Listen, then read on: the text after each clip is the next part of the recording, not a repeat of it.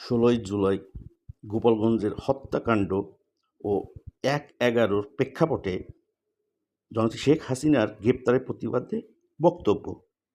শ্রদ্ধেয় সভাপতি, সম্মানিত অতিথিবৃন্দ, প্রিয় দেশবাসী এবং উপস্থিত সুধীজন, আজ আমরা গভীর বেদনা ও শ্রদ্ধার সঙ্গে স্মরণ করছি বাংলাদেশের রাজনৈতিক ইতিহাসের দুটি গুরুত্বপূর্ণ ও বেদনাদায়ক ঘটনা, এক গোপালগঞ্জ হত্যাকাণ্ড এবং ১/১১-র প্রেক্ষাপটে ১৬ই জুলাই ২০০৭ সালে শেখ হাসিনার গ্রেপ্তার। এই দিনটি শুধু স্মরণ করার দিন নয়, এটি সত্য, ন্যায় বিচার, গণতন্ত্র ও আইনের শাসনের পক্ষে দৃঢ়ভাবে কথা বলার দিন। গোপালগঞ্জে সংঘটিত হত্যাকাণ্ডে যারা প্রাণ হারিয়েছেন, আই রিপিট, গোপালগঞ্জে সংঘটিত হত্যাকাণ্ডে যারা প্রাণ হারিয়েছেন তাদের প্রত্যেকের জীবন ছিল অমূল্য। তাদের মৃত্যু অসংখ্য পরিবারকে শোকাহত করেছে এবং জাতীয় জীবনে গভীর ক্ষত সৃষ্টি করেছে। কোনো রাজনৈতিক মতপার্থক্য, কোনো আন্দোলন, কোনো প্রশাসনিক সিদ্ধান্তই নিরপরাধ মানুষের জীবন হরণের ন্যায্যতা দিতে পারে না।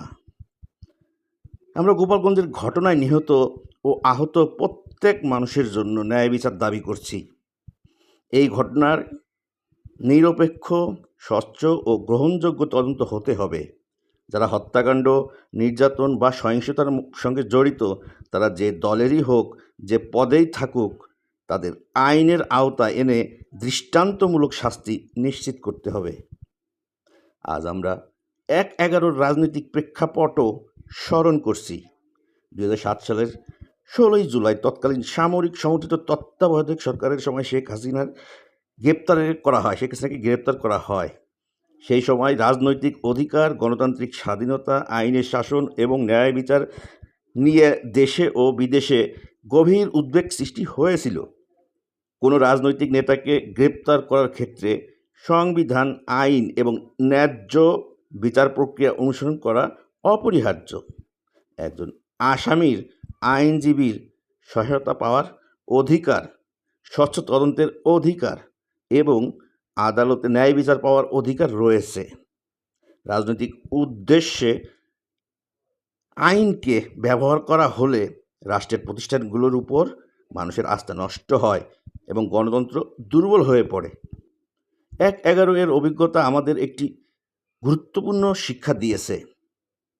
কোনো সরকার, কোনো সামরিক প্রতিষ্ঠান, কোনো রাজনৈতিক দল বা কোনো ক্ষমতায়ন ব্যক্তি সংবিধানের ঊর্ধ্বে নয়। দুর্নীতির বিরুদ্ধে ব্যবস্থা নেওয়া অবশ্যই প্রয়োজন, কিন্তু সেই ব্যবস্থা যেন কখনো রাজনৈতিক প্রতিহিংসা, দমন-পীড়ন বা বিরোধী মত দমনের হাতিয়ারে পরিণত না হয়। গণতন্ত্র কেবল ভোট দেওয়ার নাম নয়। গণতন্ত্রের অর্থ হলো, নাম্বার ১, মত প্রকাশের স্বাধীনতা, নাম্বার ২, শান্তিপূর্ণভাবে সভা সমাবেশ করার অধিকার, নাম্বার ৩, রাজনৈতিক সংগঠন করার অধিকার, নাম্বার ৪, আইনের সমান সুরক্ষা, নাম্বার ৫, ন্যায় বিচার পাওয়ার সিদ্ধান্ত এবং ভয় ভীতি মুক্ত বেঁচে থাকার অধিকার। যখন মানুষ রাজনৈতিক সহিংসতায় নিহত হয়, যখন বিরোধী মত দমন করা হয়, যখন কাউকে যথাযথ আইনি প্রক্রিয়া ছাড়া গ্রেপ্তার করা হয়, তখন শুধু একজন ব্যক্তি নয়, পুরো গণতান্ত্রিক ব্যবস্থারই ক্ষতিগ্রস্ত হয়। তাই আজকের এই স্মরণসভা থেকে আমরা কয়েকটি সুস্পষ্ট দাবি জানাচ্ছি। ১, গোপালগঞ্জের হত্যাকাণ্ডের স্বাধীন, নিরপেক্ষ ও স্বচ্ছ তদন্ত করতে হবে। নাম্বার ২, হত্যাকাণ্ড ও সহিংসতার সঙ্গে জড়িত প্রত্যেক ব্যক্তিকে দলমত নির্বিশেষে আইনের আওতায় আনতে হবে। নাম্বার ৩, প্রতিটি গ্রেপ্তার ও বিচার প্রক্রিয়ায় সংবিধান ও আইনের যথাযথ অনুসরণ নিশ্চিত করতে হবে। নাম্বার ৪, সব রাজনৈতিক দলের শান্তিপূর্ণ কর্মকাণ্ডের অধিকার রক্ষা করতে হবে। নাম্বার ৫, রাষ্ট্রীয় দমন পীড়ন, বিচার বহির্ভূত কর্মকাণ্ড, গুম, নির্যাতন ও রাজনৈতিক প্রতিহিংসার অবসান ঘটাতে হবে। নাম্বার ৬, জাতীয় জীবনে সত্য, ন্যায় বিচার, মানবিকতা ও গণতান্ত্রিক জবাবদিহি প্রতিষ্ঠা করতে হবে। আমাদের স্মরণ যেন আমাদের স্মরণ যেন প্রতিহিংসার জন্ম না দেয় এবং ন্যায় বিচারের পথকে শক্তিশালী করে।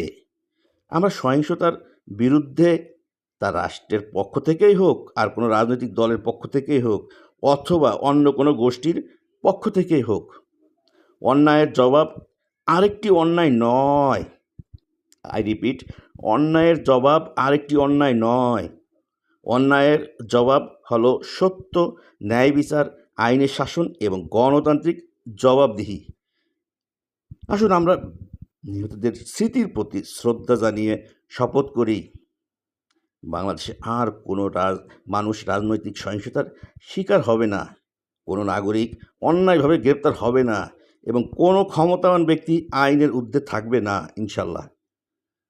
গোপালগঞ্জের হত্যাকাণ্ডে নিহত সকলের আত্মার শান্তি কামনা করছি।